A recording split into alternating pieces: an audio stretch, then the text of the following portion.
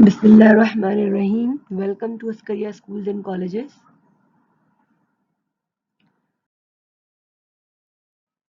Assalamu alaikum. I am your teacher Sajda Lakat. I hope you all are fine.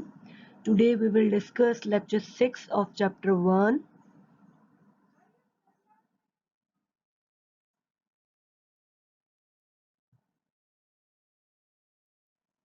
Our first in lecture 6, our first topic is trends in melting and boiling point.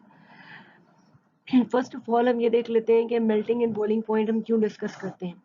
Melting and boiling point हमें atom ions या molecules के अंदर मौजूद इंटरमोलेकुलर forces के बारे में बताते हैं, उनकी स्ट्रेंथ के बारे में बताते हैं. जब हम लेफ्ट टू राइट की तरफ मूव करते हैं पीरियड में तो हमारे melting and boiling point up to the middle increase होते हैं, यानी ग्रुप 4 तक, ग्रुप 1A से लेकर ग्रुप 4 तक melting and boiling point increase होते हैं और देन उसके बाद melting and boiling point decrease हो जाते हैं. 4th A तक इंक्रीज होते हैं और उसके बाद फिर डिक्रीज हो जाते हैं 5th A से नोबल गैसेस तक, यानी 8th ग्रुप तक. अब रीजन इसका क्या है?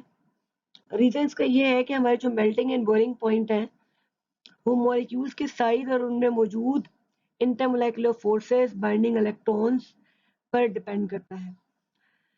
हमारे माइंड में ये कॉन्सेप्ट होना चाहिए कि नंबर ऑफ बाइंडिंग इलेक्ट्रॉन्स जो हैं वो जितने ज़्यादा होंगे तो बॉन्डिंग उतनी ही ज़्यादा स्ट्रॉन्ग होगी और उन बॉन्डिंग्स को तोड़ने के लिए उतना ही ज़्यादा टेम्परेचर रिक्वायर्ड होगा, लिहाजा मेल्टिंग एंड बॉइलिंग पॉइंट भी उतना ही ज़्यादा होगा. जैसे ग्रुप 1A जो है उसके वैलेंस शेल में बाइंडिंग के लिए एक इलेक्ट्रॉन है, ठीक है जी. इट मींस के एक बॉन्ड तोड़ना होगा. ग्रुप 2A में 2 इलेक्ट्रॉन्स है बाइंडिंग के लिए, तो 2 बॉन्ड्स तोड़ने के लिए टेम्परेचर रिक्वायर्ड होगा. ग्रुप 3A में 3 इलेक्ट्रॉन्स हैं. ग्रुप 4th A में 4 इलेक्ट्रॉन्स हैं और इसका जॉइंट कोवेलेंट स्ट्रक्चर है. तो लिहाजा 1 से 4 की तरफ सक्सेसिवली लेफ्ट टू राइट की तरफ जाते हुए जो आपके नंबर ऑफ बाइंडिंग इलेक्ट्रॉन्स हैं वो इंक्रीज होते जा रहे हैं, तो बाइंडिंग फोर्सेस इंक्रीज होती जा रही हैं, तो उनको ब्रेक करने के लिए आपको ज़्यादा टेम्परेचर की रिक्वायरमेंट है. So that's why from 1 to till group 4 melting and boiling point increase हो रहे हैं. उसके बाद melting and boiling points decrease हो रहे हैं या low हो रहे हैं, that is from phosphorus to argon. अब इसका रीज़न क्या है? इसका रीज़न ये है कि phosphorus से लेकर argon तक ये सब के सब मॉलिक्यूलर फॉर्म में एग्जिस्ट करते हैं, ठीक है जी. डिफरेंट मॉलिक्यूलर फॉर्म में एग्जिस्ट करते हैं. For example phosphorus P4 sulphur acid की फॉर्म में भी एग्जिस्ट करता है.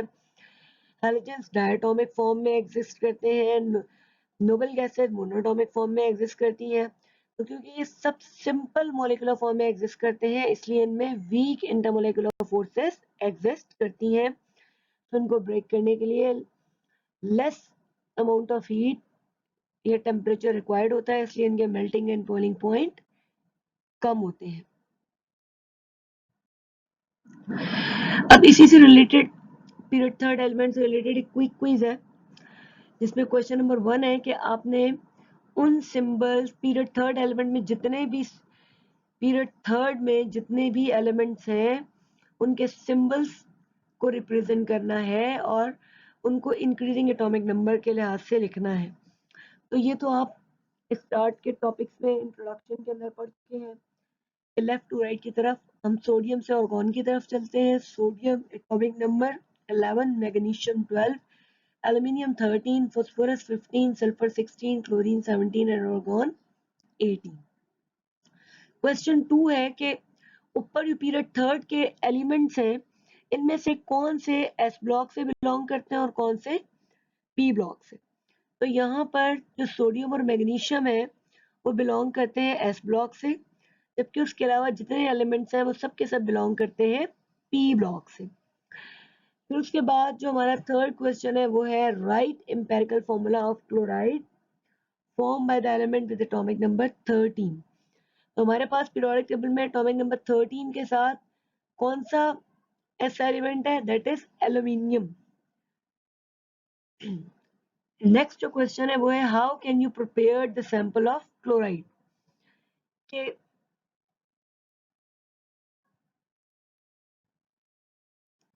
How can you prepare the sample of chloride, कि क्लोराइड का जो सैंपल है वो कैसे प्रिपेयर होगा।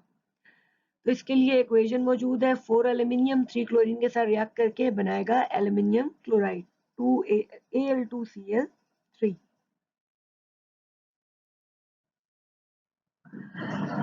हमारा नेक्स्ट टॉपिक है लेक्चर 6 का, chemical reactions of the period 3 elements.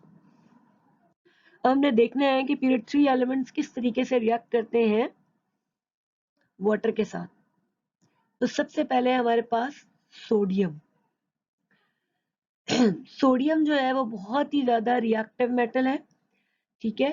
Even के इसको स्टीम वगैरह की या हॉट वाटर की जरूरत नहीं पड़ती, ये कोल्ड वाटर के साथ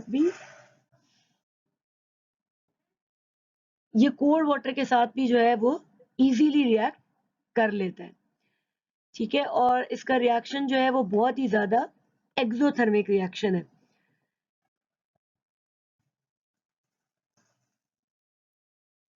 ये बहुत ही ज्यादा जो है वो एक्सोथर्मिक रिएक्शन है। यानी जैसे ही आप सोडियम मेटल को जो है वो वाटर के अंदर डालते हैं तो फौरन से जो है वो इसमें बबल्स बनना शुरू हो जाते हैं।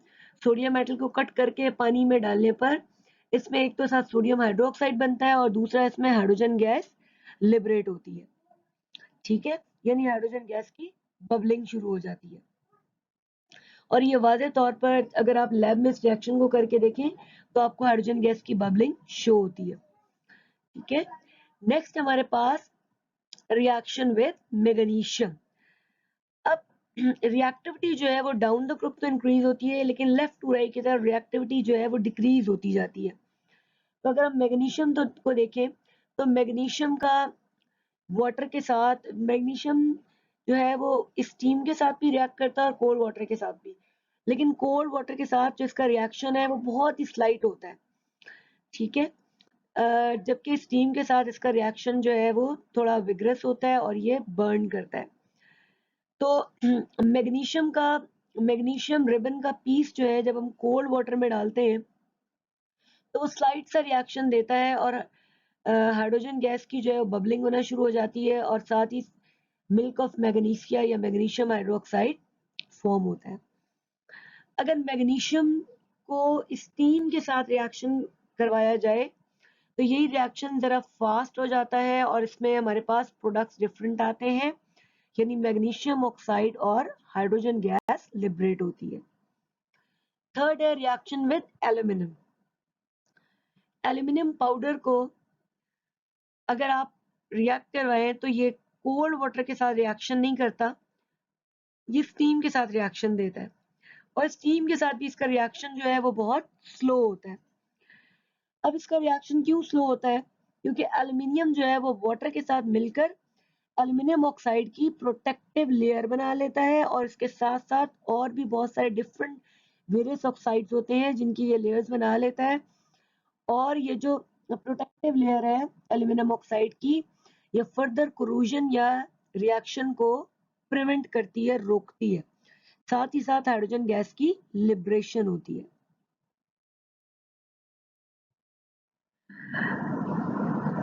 अच्छा जी, नेक्स्ट है हमारे पास रिएक्शन में फॉस्फोरस एंड सल्फर।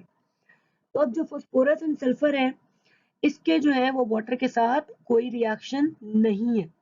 तो ये क्यों वाटर के साथ रिएक्शन नहीं करता, बेसिकली वाटर के साथ वो चीजें जल्दी रिएक्ट करती हैं जो इजीली आयनाइज हो जाती हैं, जैसे कि alkali metals, alkaline earth metals वगैरह वगैरह, और जिनकी स्ट्रॉन्ग ऑक्सीडाइजिंग प्रॉपर्टीज होती हैं, यानी जो दूसरों को ऑक्सीडाइज कर लें और खुद जो दूसरों को रिड्यूस कर लें और खुद ऑक्सीडाइज हो जाए, ठीक है। तो अब यहाँ पर जो सल्फर और फास्फोरस है इनका क्वाइट डिफरेंट बिहेवियर है, ठीक है। और ये इजीली आयनाइज भी नहीं होते और इनकी जो आयनाइजेशन एनर्जीज हैं वो बहुत ज्यादा है, यानी अल्कली और अल्कलाइन अर्थ मेटल की तरह इनकी आयनाइजेशन एनर्जीज लो नहीं है, ठीक है। इनकी आयनाइजेशन एनर्जीज बहुत ज्यादा है और ये स्ट्रॉन्ग ऑक्सीडाइजर्स भी नहीं है, so they won't react with water, यानी ये वाटर के साथ रिएक्शन नहीं देते। नेक्स्ट हम चलते हैं रिएक्शंस विद हैलोजेंस। हैलोजेंस के साथ हैलोजेंस जो है वो वाटर के साथ दो तरह से रिएक्ट करता है।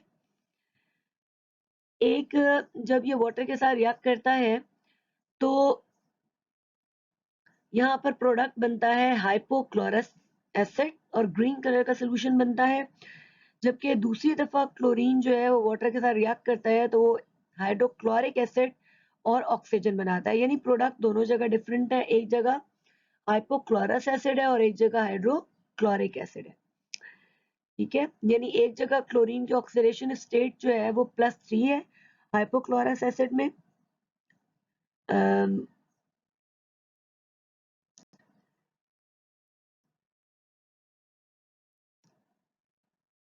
और जो वाटर के साथ रिएक्शन है आपका सेकेंड रिएक्शन वो सनलाइट की प्रेजेंस में होता है।